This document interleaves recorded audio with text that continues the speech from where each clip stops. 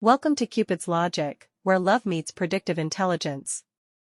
We decode attraction, conflict, attachment, and compatibility, so you can know if it will last before you commit. Picture this. Two people move in together after a whirlwind year. Rent is signed, the couch is set, and everything feels easy. Until a utilities bill lands and one partner discovers payments they didn't know about. Small surprises turn into late fees turn into quiet resentment, and before they know it, they're arguing about priorities they never agreed on.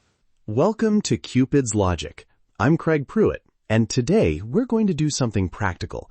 Run a 7-point snap test in a week so you know if your financial life will scale with your relationship.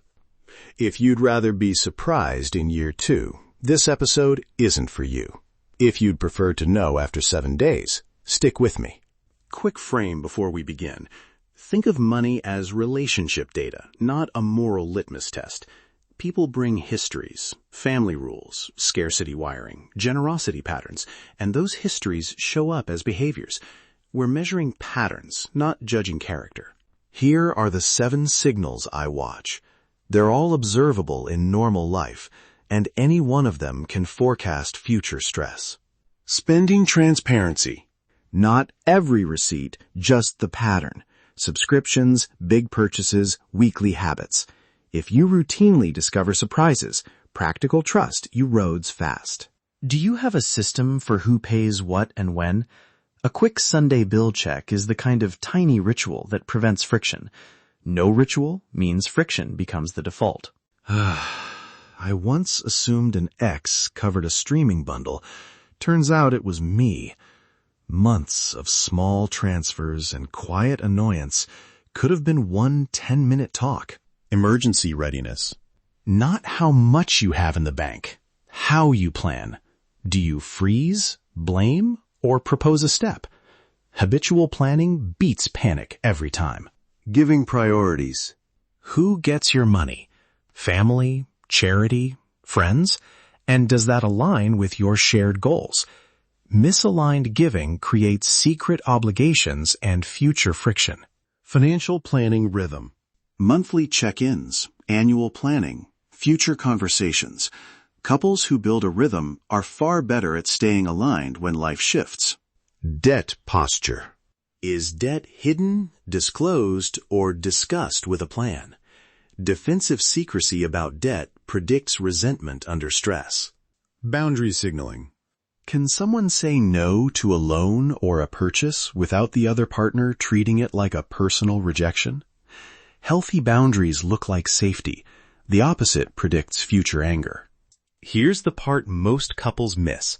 Knowing the signals is different from testing them. So let's run 3 low-drama micro-experiments you can do in a week. Micro test 1. Shared bill planning. Pick a single shared expense, utilities, a weekend trip, and spend 15 minutes listing who expects to pay what and why.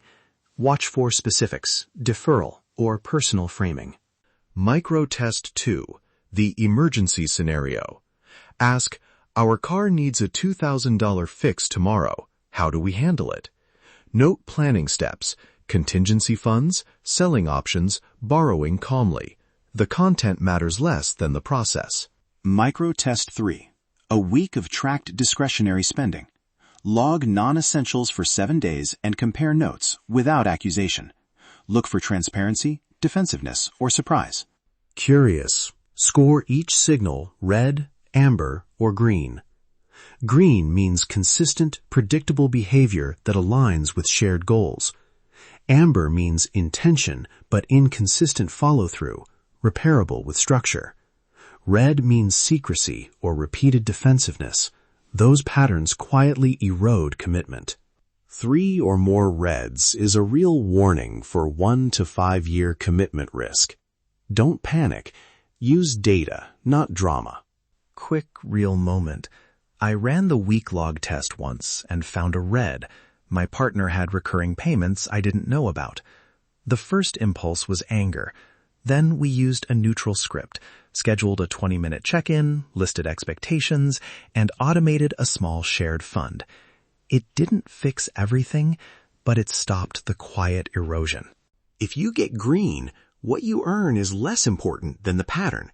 Regular conversations, calm fixes, shared awareness of debts, and the ability to say no without personal attack. Those habits compound into stability. If you hit amber or red, start with neutral structure. 1, a weekly 10-minute money check-in. 2, a shared ledger or simple app for transparency. 3, an automated small emergency fund contribution. If things get heated, pause and bring in a neutral coach. A line that often shifts the room. I want to understand this together because I care about our future. Can we list what we both expect for 10 minutes? It reframes blame into shared problem solving. A couple of pitfalls to watch. 1, don't treat a single week like a final verdict. Context matters. 2, shame will shut down useful conversation. Label the data, not the person. 3, avoid weaponizing the test. Use it to open repair, not score points. Want the worksheet that walks you through the 7 signals, the scoring grid, and the exact scripts? Try the first micro test tonight and see what you learn. Are you ready for the truth? Visit cupidslogic.com to download the PRISM Financial Alignment Worksheet. It's free, practical, and built so these conversations stay factual, not personal. Thanks for listening to Cupid's Logic. Remember, you're not bad at relationships. You've been flying blind. Start with one test tonight and see what the data tells you. This has been Cupid's Logic. Stop flying blind in love. Visit cupidslogic.com and let the Prism engine reveal what your relationship data already knows.